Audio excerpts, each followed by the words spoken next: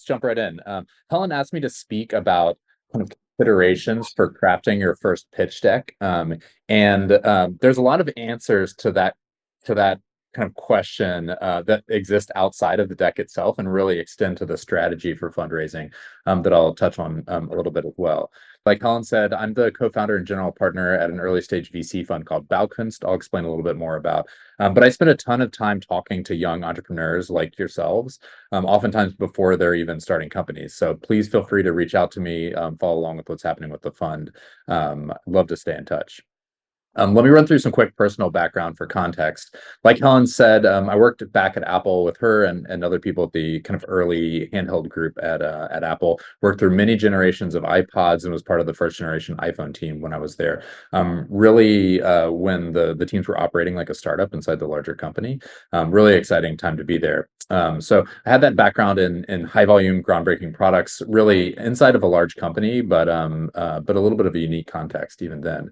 I went on to be a partner at a digital agency in New York called Fictive Kin that was effectively set up like a startup studio. We launched four venture-backed startups out of the agency. That's really where I cut my teeth kind of in the startup world. I ended up moving back to the Bay Area to be part of the founding team of a venture-backed company in the automotive space, and really kind of went through the full company life cycle, all the kind of executive leadership team, board meetings, et cetera. And really just continued to deepen my passion for the startup ecosystem. After Pearl, I joined another early stage VC fund called Bolt that specialized in investing at the intersection of the physical and digital world.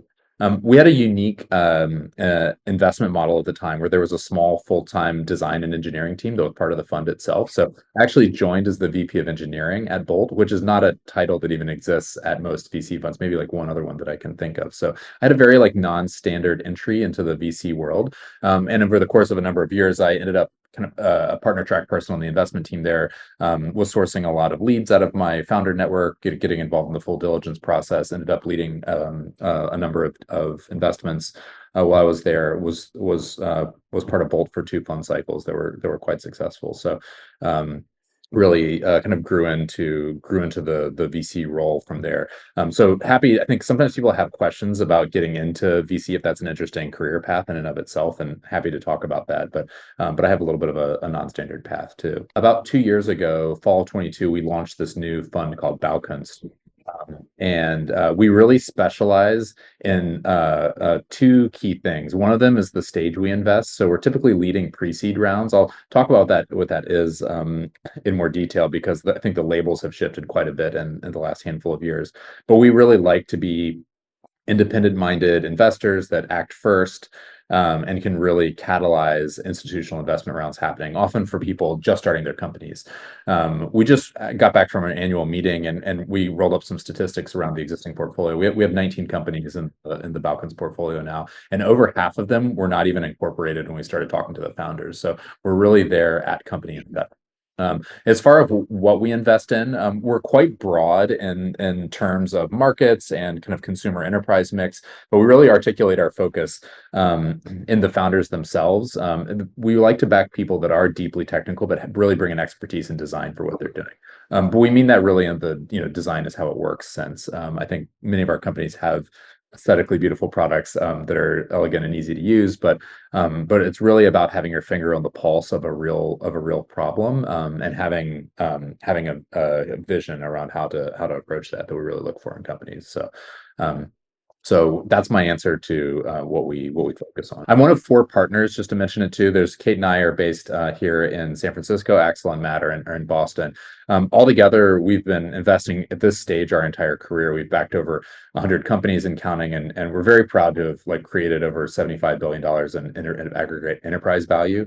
And I think there's lots of people that say they invest in companies, and we're really the first investor, and quite proud of that. A little bit more about what we tend to invest in. We have clusters of interest that kind of evolve over time, but recently we've been really deep in design tools or software tools for design and manufacturing. We also look at a lot of companies that have a sustainability angle, oftentimes in energy transition or materials. And we also like to look at consumer companies that are really rethinking large legacy industries that haven't been updated in a long time. And you can go look up some of our other past investments if you're curious, but some companies like SolidWorks is a really industry standard mechanical design tool. Bobby is a really rapidly growing organic infant baby formula company. Vincent Industrial Automation, Desktop Metals, publicly traded company where we were early investors. So a long track record of companies that we could talk about sometime if you're interested. So for me personally, I really see myself as sitting at the intersection of both engineering, design, and business. And I really, after you've been through a few company cycles and especially product cycles, you realize that you can't do any of those things in isolation. It's really a holistic, design problem. So I really bring that same product design approach to companies themselves that I'm working on now. And as a whole, Baukunst really stands for advancing the art of building. I think when you're getting started with a new product and a new company, you're operating on a little bit more intuition than data. And there is a real art to laying a foundation for something great, but that I think changes in the kind of socioeconomic context of any moment in time. And so, as a group of founders and builders, we really kind of gather together to share what's working, what's not, and help each other along the way. So, I wanted to talk about early stage fundraising in general, to kind of contextualize what we're talking about. One point to make up front is a lot of people conflate raising money from venture capital as just raising money for a fund or for a company, period. And that's just not true. There's tons of different paths to raise money for a new company, and lots of people are successful in bootstrapping for quite some time. Some people get started with crowdfunding, et cetera. I am gonna focus on institutional rounds and what we're talking about here, but I just wanted to say that that's not the only game in town. So really encourage people to think about what's right for your company, and be really intellectually honest about that. And so I just wanted to talk about these three buckets. So first, there's really been an explosion of small-ish specialized VC funds or emerging VC funds in the last handful of years. They tend to be less than $100 million, focused on early stage, pre-seed or seed specifically. And there's really a very wide range of fund specialization. Sometimes they're hyper specific in alumni communities or geographies or specific technologies or go-to-market strategies. And so there's just a lot to look for, and you can really think about what's going to be most impactful for your particular company. I would put Baukunst in this bucket as well.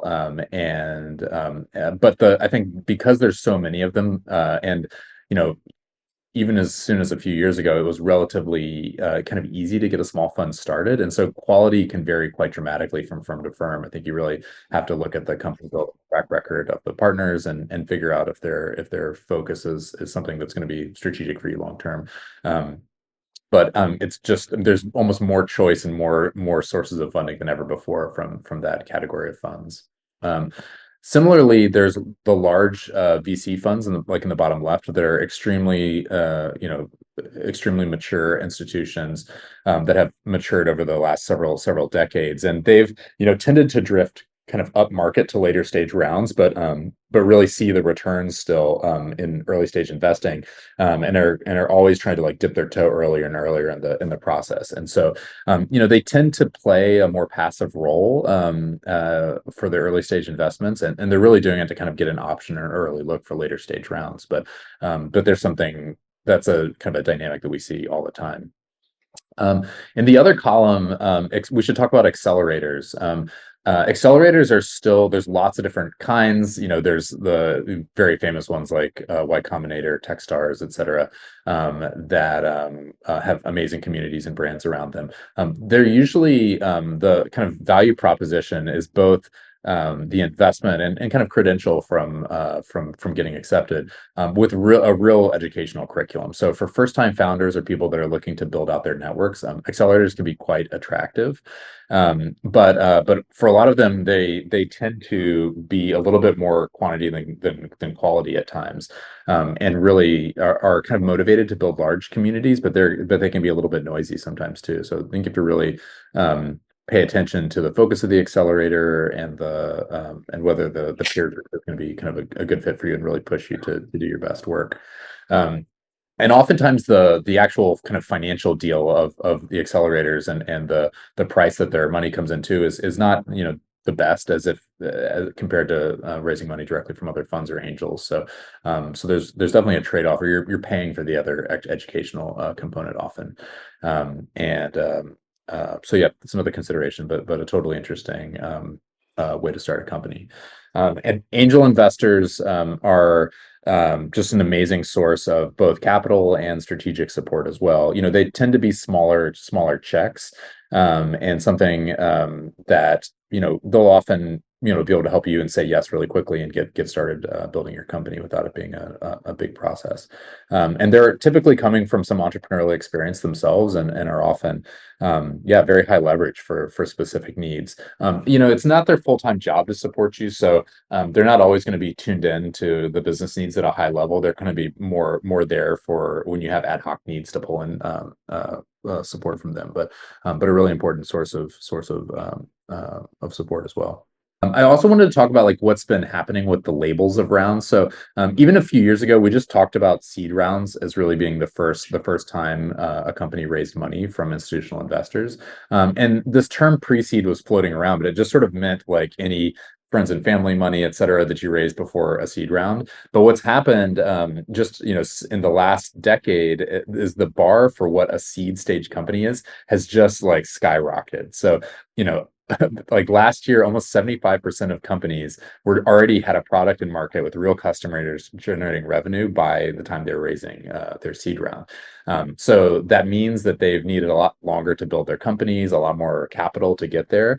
So a seed today is even what we would have called a Series A even just 5-10 years ago too. So the labels have shifted quite a bit. And one of the results of that is that pre-seed has really grown up into a real institutional round now. So people are often raising $1 million rounds right out of the gates for pre-seed. And so that's also changed, I think, a little bit of how attractive some accelerators are these days as well, because usually like a couple $100,000 from an accelerator was enough to get you to where investors were expecting for a good seed round. And these days, like not so much. It's usually like an accelerator and then a pre-seed round is still necessary. So there's a little bit of tension there, and whether kind of the stepping stones are right sized to get you to where the kind of investing community is expecting you. So this is just an important thing to tune into. Like if I was a founder, I would really be talking about raising a pre-seed round and thinking about it being a relatively large institutional round that was going to give you 18 to 24 months if you can, right out of the gates, because the bar is like quite high for what people are going to be expecting for a seed stage company. And also to mention that there's a bunch of links down here too that are really great data sources that I pulled a bunch of these numbers from that would be super helpful to click through for more background if you're interested after the fact. Also, this is an excellent report from Carta, just to like shout out in the same way that like talks about the amount of deals that are getting done in these different buckets, and they're kind of using the labels differently than I was, but you can see kind of the number of deals that have been getting done over the last couple of years in each of these buckets, and it's just the point is that they're quite large, and lots of rounds are kind of getting done in both buckets these days. So and they're often done on safes, which is a particular like investment instrument you should learn about if you haven't learned about it yet. But you can kind of go look at some trends here. But the point is that like lots of investment is happening like right out of the gates in these dollar amounts. You can also look at how much like how many of the deals that are happening fall into those different raise amounts too. So you can really get a sense of how big a first round is for most startups. And you can kind of, there's quite a large distribution, but lots of companies are getting started with just under 250K. But many companies really raise quite a bit of money too. So this is just kind of helpful to think when you're thinking about like, is what I'm asking for a good match for what people are seeing. A question I get a lot is just, am I ready to raise money now? I think more often than not, I think people think they need to be farther along than they are to raise money. And most of the time I'm telling people like, no, I think if you have a good idea, like you're ready to raise money right now. So just to highlight that, like when we're looking at a pre-seed company, Many times it truly is like the founders in a pitch deck. So, but we do expect really, really great founders. I think, 90% of what we invest in is really excellent founding teams. But we don't always expect like the full team to be there. Like we're often working with them on their first hires. That's kind of part and parcel of working together. Don't really expect that to be there. We want people to articulate a timely and large market opportunity that really qualifies as a venture scale company. But we don't expect people to have a product in market. Sometimes they do, and that's great as well. We really want people to be able to articulate like where they're starting and who their extremely passionate first customers are going to be. But we don't expect them to be in market yet, and we don't really expect growth traction or real data around customer acquisition or growth mechanisms. More just about talking about what they plan to do than real data. It's very nice when people have a product proof of concept, or they can at least show a fully fleshed out design that we can talk about. But we often expect there to be lots of twists and turns in product development over the course of the time working together, and really finding product market fit. So it's okay that all questions aren't answered, that there's some like hypotheses that we're going to test. Um, and in the same way, you have to really have your North Star set around like how is this going to be competitive against other incumbents and other startups. How do we as founders like communicate the value proposition to our customers?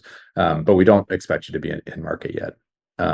And we like to really focus on what the next like 18 to 24 months of your company looks like, and really talk about what milestones you're going to be able to achieve. Is that going to set you up for success and fundraising in the future? What if things take a little bit longer? What if the plan changes? How sensitive is the model? Is the company over or underfunded? That's really the bulk of our conversations. All of the like hockey stick charts that show how much money you're going to be making in 5 years, like sometimes are nice to see just for the sake of argument, but we know that those are more like fantasy than reality right now. And really try to focus on the short-term plans. But if you got all these things on the left side, it's like you're probably ready to raise money. So I'm more often than not like encouraging people to go raise money now versus waiting. One thing that comes up a lot too is just like the jitters of starting a company and wondering if the macroeconomic environment is healthy to start a company right now. I mean, to some degree, you never know. But in general, like I really am a big cheerleader for people starting their companies. I think it's always a good time to invest in yourself. And even though the macroeconomic environment has been like a little bit wobbly, especially for later stage companies, I'd say the bar for Series A is quite a bit higher. And we're really seeing companies focus on capital efficiency, staying alive, proving out their business model, and not just depending on later stage investors to be there. That we saw a little bit more in the kind of zero interest rate environment a couple of years ago.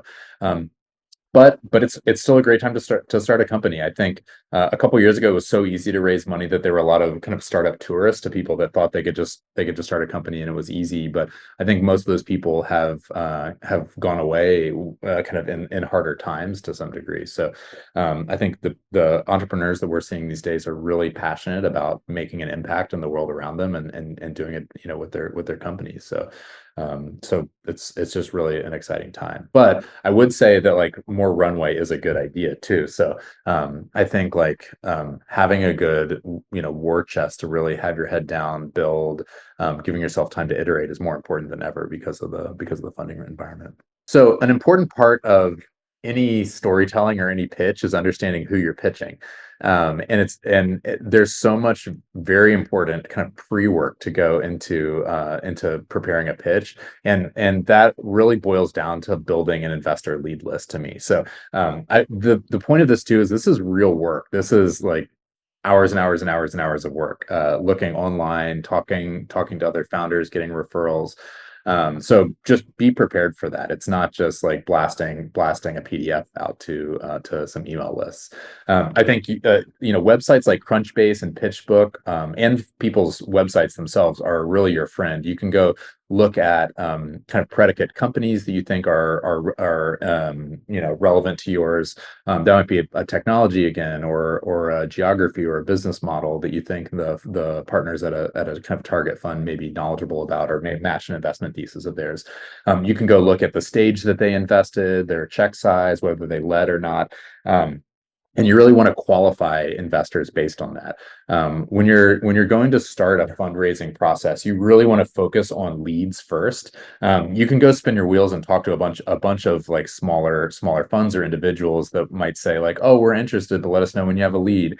And you're really not going to be able to set terms or really make the whole thing happen unless you have a lead in place. And so you really want to focus your time 100% on that if you're raising a relatively large round. So and you also don't want to waste time talking to funds that invest at a later stage too. So if you start hearing some of those like, oh, like it's been so great to meet you, let's check back when things mature a little bit more.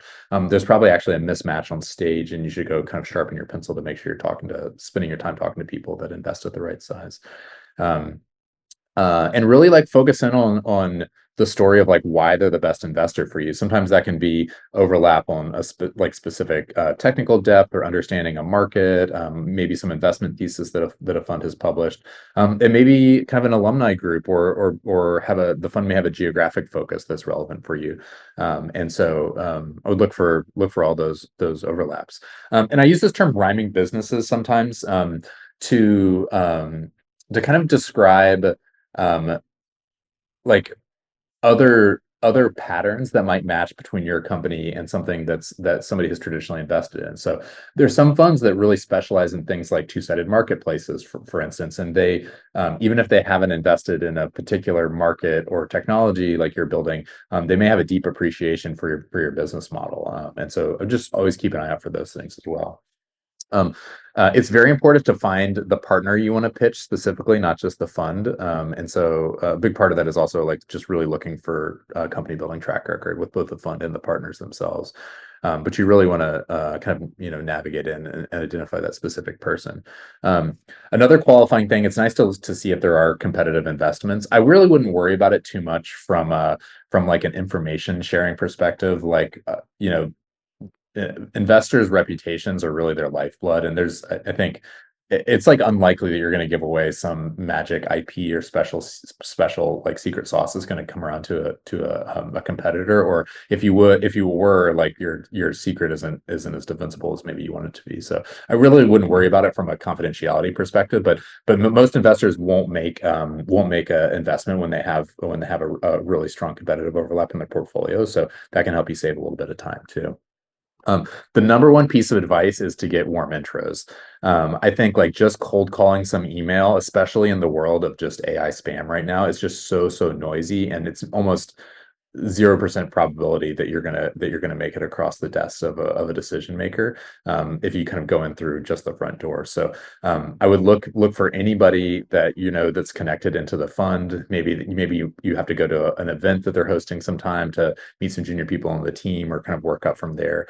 But really, this is a lot of real networking work. But I would totally do this. I think that this is the way that most real relationships are built. The best intro you can get to is from other founders in an investor's portfolio too. So if you can look at companies that they've invested in, find people that work there, especially if you have some way to get into the founders themselves, and that may be reaching out to some of their portfolio companies, and if there's like a natural way for you to like ask for advice or just kind of connect for a coffee and kind of start to build a relationship from there, so that you leave a positive reputation with the founders and try to get an intro that way. That's a really strong way to navigate in. But cold calling is really low probability these days. I also like recommend people to like work in batches. Like sizing the batch the right way is really important. You can pitch too many people and kind of like overshop your deal and you overshop your company and miss an opportunity to really evolve your pitch and your story and the plan itself, if you talk to too many people at once. But it's also really bad to have a bunch of serial conversations, because if you end up getting traction, you want a couple parallel offers to be coming in, and to really have a forcing function to make somebody have to decide if they're interested as well. So usually, I don't know, the number is different every single time, but like imagine having like 5 to 10-ish parallel conversations happening with people is usually quite healthy, and so a number of them will filter out over time. But that's really important part of the process to manage. So a lot of like context specific strategy and all these, but wanted to highlight some of the considerations. Okay, so now let's actually get to the real thing we're trying to talk about, crafting your pitch deck. I think you guys all have this outline that Holland shared.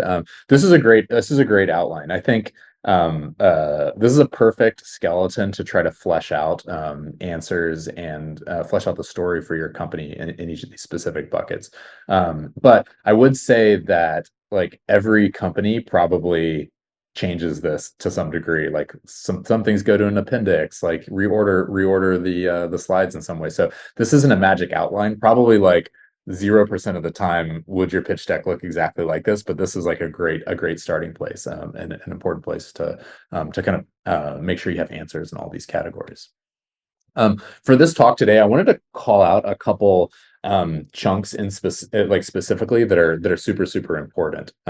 This whole section, kind of from 2 to 7, that like walks through the narrative arc of the problem statement, who you're designing something for, if this worked, how big could it be, how you're differentiated versus competitors. This is really all the kind of the market opportunity for me, and this is one of the number one like reasons to invest for any deal we end up doing. Venture is definitely a hits made business, so it's about like how big the outcomes could be, if the company is a success. And so really painting a picture of how you'll get there, and why you're going to be the one to get there, is a really critical part of any pitch. And I'll talk some more about that, but that's like a real like sweet spot of the whole pitch. Honestly, some of the other stuff around MVP, like things change, roadmap changes, but really establishing the market opportunities is a critical foundation. And this is kind of a joke, but all the rest of the stuff, like there are like twists and turns, like I said, in your product definition, like your financials will basically be out of date, in 24 hours. So when we're talking about all this stuff, what we're really evaluating is the team. We're evaluating you as much as the actual plan itself. We're trying to understand how you think and the process by which you arrive at plans, how you gather information, how do you adapt, how do you lead with vision. And so as you're talking about all these things, just be conscious of like you're actually being tested yourself as much as the plan's being tested. Um, I wanted to shout out this one website. TechCrunch did this whole series on pitch deck teardowns recently, and they're all up online with some commentary as well. So this is an amazing resource that is just new over the last couple of years. I point people to all the time, and so you can go look at companies at different stages, and actually see the pitch deck that the company shared with TechCrunch. And there's a blog post of some kind of like narrative around maybe some strengths and weaknesses of the decks as well. So this is just a treasure trove of information to go look at. But it just so happens that this company Orange, that we were the lead investor for this particular round, is in the archive as well too. So I pulled a bunch of examples from their pitch deck that I could talk about because I have a lot of firsthand knowledge about it without sharing anything confidential about the company itself. But really wanted to shout out this online resource. So Orange, if you're not familiar, makes an EV charging network for multi-tenant residential properties. This includes both the charger hardware as well as the software systems for connectivity, payments, property management. It's a very complex hardware software system that has kind of unique considerations for that specific housing inventory. And yeah, very excited about how they're doing. Founded by their CEO, Nicholas, who's an ex-Tesla engineer, just really a dynamic company builder. And so I just wanted to click through a couple of their slides. This is their title slide. They just have a nice snappy line that's like affordable electric vehicle charging for multi-unit properties. It's like right there. Having a nice little tagline that's portable that people remember is very important. I think like if people are struggling with this or you're not hearing this echoed back, like you should refine what you say your company is. And I have a CRM system that I write down all of our investment leads in, and I want a little blurb to like put in there, and you really want to give people what they're looking for. I think Orange did a great job with that. And then they really hit the nail on the head with describing the problem statement at a high level and in in a aspirational way too. It's really a huge problem to install charging infrastructure in multi-unit properties right now. And it's easy if you go talk to a few building owners, they'll say this immediately to you as well. So really crystallize the kind of the mission at a high level. And then they just lay it out like in a very easy to understand way, like what their system does. They talked about, the software experience, what the charging infrastructure looks like. It's just a very nice, easy to understand diagram of how the product works. And it's not perfect. Like the numbers kind of bounce around a little bit. It's at the end of the day more important that the content's there as opposed to the presentation layer. But I think they just did a really good job of helping you understand like how their product works, so you have a mental model of that going forward. So let's talk some more about like market opportunity and what we look for. So one of the questions I'm answering, I'm really setting aside all of the questions of like how hard is this going to be, how likely is this thing how likely is it that this will succeed. I'm really first asking like if this works, how feasible, or sorry, if this works, how big could it be. I'm trying to find a path to this being feasibly like a multi-billion-dollar company, and the timeline for that can be quite long. Our fund cycles are kind of nominally 10 years long, and that's really how long it takes to build these companies. We always joke that every overnight success is 10 years in the making, and it's usually true. Um, there's kind of the normal like breakdown of kind of total addressable market, serviceable addressable market, serviceable obtainable market that people do, that I think are quite helpful. It's important to understand how that story stacks up, and that's usually a little bit more of like a top-down analysis. And then from a bottoms-up perspective, it's kind of nice to see people's business model overlaid with certain number of customers and understand how you would kind of build a path to a large valuation of a company. Sometimes that's piecing together subscribers or install base for a service. That's usually like an analysis we do on every company, and that's a real qualifying thing. Like if you don't meet that bar, it's okay, and there's lots of amazing medium-sized businesses to be built, but usually not a good fit for a VC whose fund economics are driven by those large outcomes. Um, and so not beyond market size, we like to see that there's good economics like within your product specifically. We talk about margins, we talk about long-term value to customer acquisition cost. We spend a lot of time talking about just how you make money, your business model. Do you make points of margin on a one-time sale of a widget? Are you a software service that has a per seat billing model? Are you doing something more usage based? Is it a revenue share? Just understanding that, and oftentimes innovation in business model is just as important as innovation in the technology or the product. Um, we also spend a lot of time talking about competitors. I think if you're having a good idea and there's a real market opportunity, there's a good chance you're not going to be the only team pursuing that. So we really want to know that you're going to have a good chance of being the winners. So we talk a lot about incumbents. I think there's just so much momentum and power from large technology companies right now, maybe more than ever. But there's oftentimes just as many competitors with other emerging startups that are not as publicly available too. So where the information is not as publicly available. So we spend a lot of time talking about that with founders, kind of what they've heard about, why they think they're best positioned for success. But this is really the bulk of our conversation there. Some examples of these aren't all the relevant slides from Orange's pitch deck, but just a few examples that I think like highlight them doing like quite a good job of that. They really outlined the problem with existing EV charging solutions quite just very simply. I think, and these will be validated like as we went and talked to other building owners and property managers too. But it's there's emerging regulations that make it a requirement, and also just from like consumer preference, that EV charging is really required for new construction. But it's very limited both from the labor force to do the installs, as well as the economics of installing fast chargers. That's very, very challenging for new construction and existing construction to comply with requirements these days. Um, and so this is a really nice example slide of market sizing. There's so much. This is a very information dense slide, and all of these numbers are nicely referenceable as well. So you can see the population of vehicles in the U.S. You can see the projection of EVs by 2032. This also like highlights how much opportunity there is as the electric vehicle install base starts to grow over time.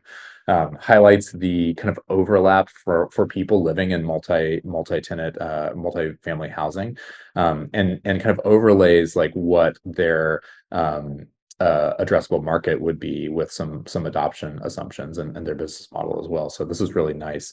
And then you get a nice little sidebar that explains their business model about how they're making money on hardware sales versus recurring revenue, and how you can build up to getting kind of where the bar is to get to 100 million ARR, as well. Kind of understand the install base that would be required for that.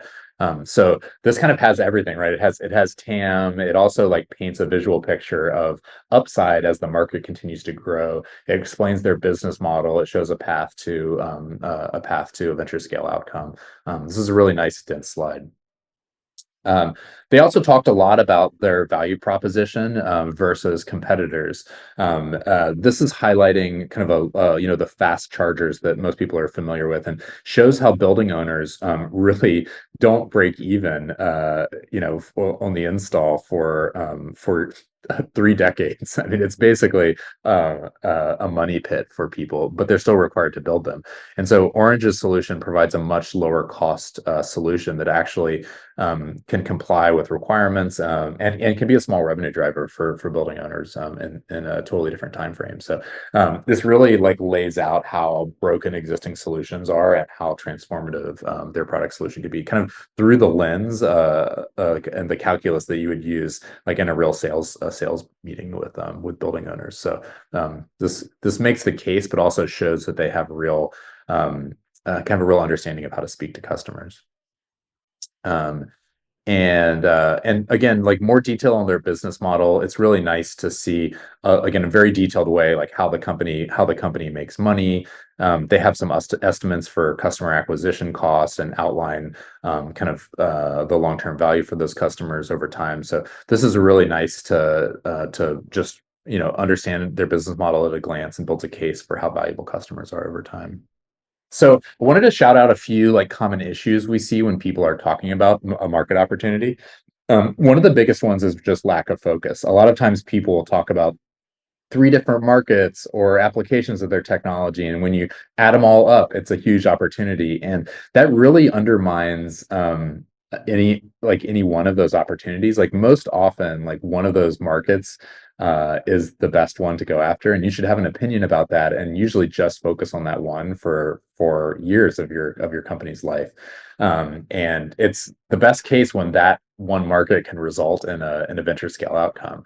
And it's very difficult. Like more markets usually is just more risk than opportunity, because customers are different, sales cycles are different, business models are oftentimes different, price sensitivity would be different. So it's really challenging to go like repeat a success in a fundamentally different market. So as much as possible, you just want to talk about doing one thing, even if those other things are opportunities. I think that can be sort of like a great last slide in your deck of like, this is how we go from being $1 billion company to a $10 billion company. But you really want to focus as much as possible with the main pitch of your deck. Um, a lot of people kind of make some mistakes when they're sizing the market as well. Many times people talk about kind of a current spend on like inefficient processes that their software is going to automate, or spend on just less like inferior products. And that just is, in some ways, I mean, that is the customer set and their spend that you're competing for. But once your product and market is in market, that's going to change what people are spending. And so you really want to talk about what the market's going to look like with your product in market, and how big of a business opportunity that's going to be, not just assume to be capturing all of the inefficiency that your product solves. So that's really I think a common thing we see sometimes. Um, the other thing that we see is that sometimes people are almost like too conservative with what portion of the market they're claiming to capture. If you're trying to serve a big market, but you're saying that like we're going to be so successful only if we only capture 5% of the market, that means some other company or companies are solving or serving the other 95% of the market. Like you're just not the dominant player in that market. And so I think like you want to tell a story where you're a major player, not just a niche player, because I just think that's not really credible for a big business outcome. Um, and then the last one is a lot of times people have a competitive analysis. Like kind of my least favorite is just like the table of check marks where like you got to have all the rows checked and your competitors don't have all the rows checked. That's oftentimes just taking into account where people are at today.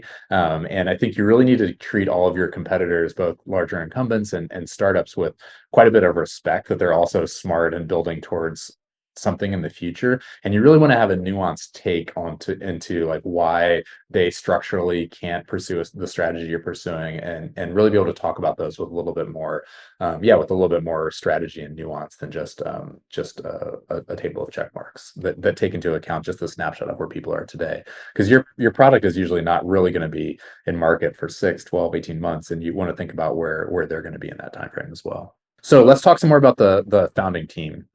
Some of the questions we ask about founders, like we talked about this a little bit already, but like we ask ourselves, like, is this the team to back? Again, like I think every good idea is not unique. There's probably going to be like 5+ other teams like really working in similar markets, maybe with different solutions, maybe with similar ones. And so most of these do like become quite competitive for large opportunities. And we would really like ask ourselves, is this the team we want to back? Um, Secondly, like building a company is hard, and we really look for people that truly have the ambition to have a large impact company and build venture scale outcomes. Usually, that's because they really have like high levels of give a shit about the people that they're trying to serve, the solution they're trying to put into the world, and really want to have an impact in the lives of their customers and people around them. It's not primarily financial. It's about being mission driven first. And I think when people start there, that really pulls them through a lot of the twists and turns and drives them to have a larger kind of commercial outcome at the end of the day. But that's oftentimes like not their North Star. Um, we do really look for people that are truly exceptional in some axis.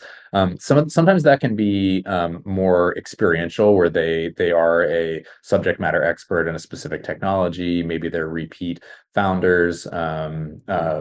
Maybe they have a very like unique and inspirational vision that they're communicating. But especially for many of you, like you're relatively early in your entrepreneurial careers, and I think you want to show off a little bit more raw talent than you might not have as much of the kind of specific track record to point to as well. But that's totally great. Like we look for people that are just machines for learning, that like bias for action, that really like seek out information, like look for like inspire other subject matter experts to come on their team, and you can just see them grow very, very quickly.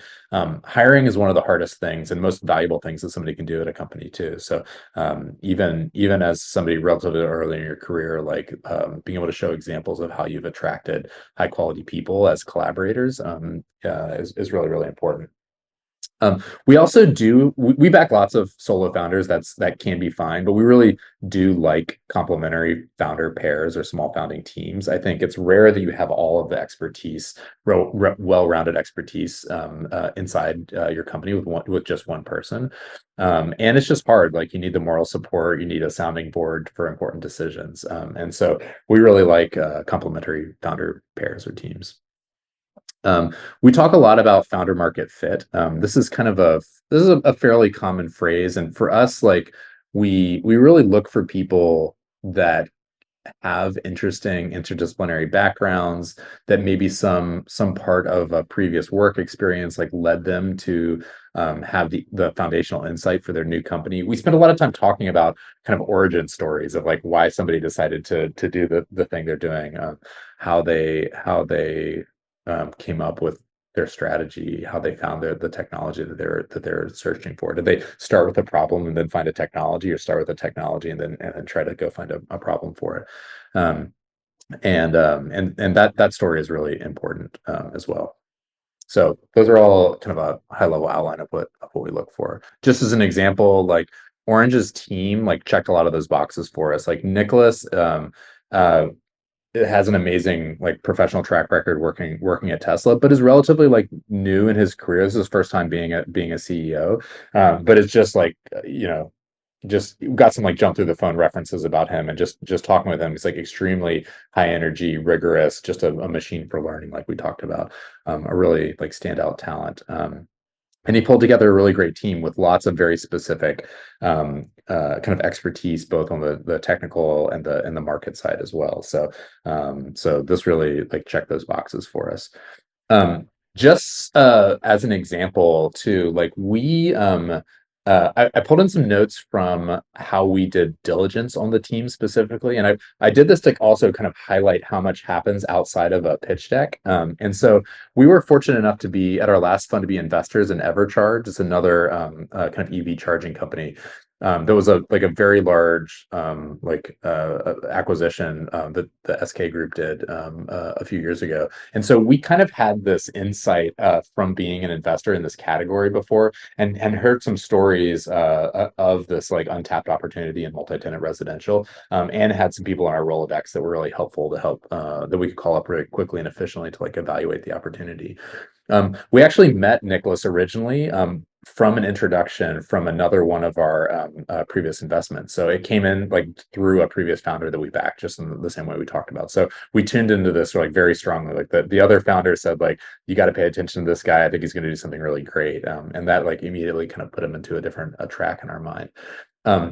I was also very fortunate that one of our other partners, Matt, like worked in a lab with somebody that Nicholas knew from Tesla, and so we got this like amazingly strong like back reference that really like helped us kind of like understand the level of talent there. It's just really nice to hear that reputationally. And we also like saw that the head of marketing from Evercharge that we knew was joining Orange as an early employee, and was kind of just a really nice other validation point, and kind of spoke to the untapped market opportunity that we saw and knew about. And then, we're able to just diligence all this very effectively with our larger network of experts, and based on the previous investing kind of track record as well too. So you can see like this is, I think, maybe helpful for you in thinking about nurturing investor leads for yourself. And it's really nice when they have this whole kind of grab bag of previous exposure, expertise, excitement about a market, personal connections, and they're able to like efficiently understand and evaluate your particular company too. So I think I would really like look for that when you're thinking about qualifying investor leads.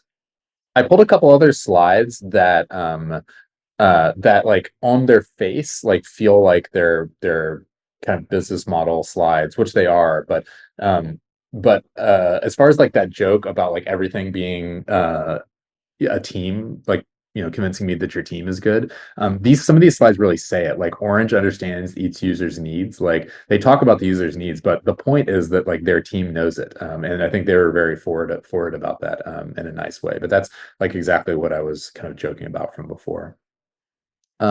So yeah, just coming back to this slide one more time. I think this is a great outline. I think this is like mostly what we're going to be talking about as a team when you go through your pitches in just a few months. So very excited to like talk about that with everyone. Sometimes I think like the team slides in particular, like either should go at the front or the back. I think that's like such an important part of any pitch that sometimes it can be like a grand finale, but sometimes you also want to talk about that right up front to establish credibility in your whole story. So that's kind of one slide I wanted to shout out, like maybe getting reordered potentially. But yeah, I think this is a great outline. Excited to talk about that with everyone. And the main thing I also wanted to say is that nobody writes a check after seeing one pitch. The whole goal of a pitch is really just to get the next meeting. You want to tell an engaging story that makes somebody lean forward and want to lean more. If you don't answer all the questions, that's fine. In fact, that's good because it encourages an engaged conversation. A lot of times, if you try to cram every little bit and piece of a story or try to proactively answer every single question, you're just going to have like a noisy deck that's too long that's just not going to hook anybody too. So I think it's really important to remember that the goal is just to start a conversation. Many times we're working over the course of many weeks. I mean, sometimes it's taken a year even, like where we've been nurturing an investment and really understanding the play. So like that first pitch that might be half an hour, might be an hour long, like leads into tons of working sessions around like, let's do a deep dive on your like on your technical foundation. Like let's do 3 market references. Let's talk to some other people on your team. Let's look at an operating plan together. So many working sessions go like happen outside of that pitch, that you're really just like teeing up those things, and you just want to get people excited. If they're not excited, they're just going to move on, and that'll be the end of that. So it's really important to remember that. Um, Along those lines, like a few other key items to really call out that sort of happen outside of the pitch deck. References or personal references are extremely important for us. So we typically ask for founders to introduce us to 3 like professional references, people they've worked with, usually peers or managers or co-founders, and sometimes people that like reported to them, just anybody that they worked with very closely and can speak to somebody's talents, maybe areas for growth, and just sort of vouch for fit in this like particular company. We also always look for off-book references. So we go look for somebody else that you didn't tell us about that knows you too, just to get another point of validation. So I'd really be thinking about for yourselves too, like who those people might be, and think about nurturing them if you feel like you're a little bit short, so that people can give you really great references. Um, Market references are also a big one. We usually talk to some combination of in-market buyers for your product, or kind of industry experts that can speak to the dynamics of the competitive set, et cetera. And it's a big part of our job to like kind of have those in our Rolodex, be able to go find those ourselves. But you can really short circuit that process by having some of those people in your back pocket yourself. So if some of your customers that you're talking to would be willing to be references, like it's really nice to nurture those and kind of have those standing by to talk to investors. And you're not gonna be able to make those introductions to every single investor, but when you're really at late stage diligence with people, that can really make or break the process. And like we talked about too, like the 18 to 24 month operating plan, that's usually like a spreadsheet that shows month to month spending, and where somebody can look at how the team is growing over time, what are hiring priorities, how you're going to spend money over time, when revenue starts coming in, number of customers, what you're assuming for marketing expense, and lets you kind of play with that model, understand sensitivity. But there's quite a bit of work like with that, both like online and kind of like independently around like scenario modeling and things like that happen. So that's an important thing to have kind of done to share and be able to talk about it at a strategic level. That's the thing that really sets how much money you're asking for too, right? Like you're typically asking for 12 to 24 months of money. And so you kind of want to be able to show the work of like why that's the right number and why it shouldn't be bigger, why it shouldn't be less. So people are definitely going to ask you to show your homework. So be ready for that. Thanks for listening.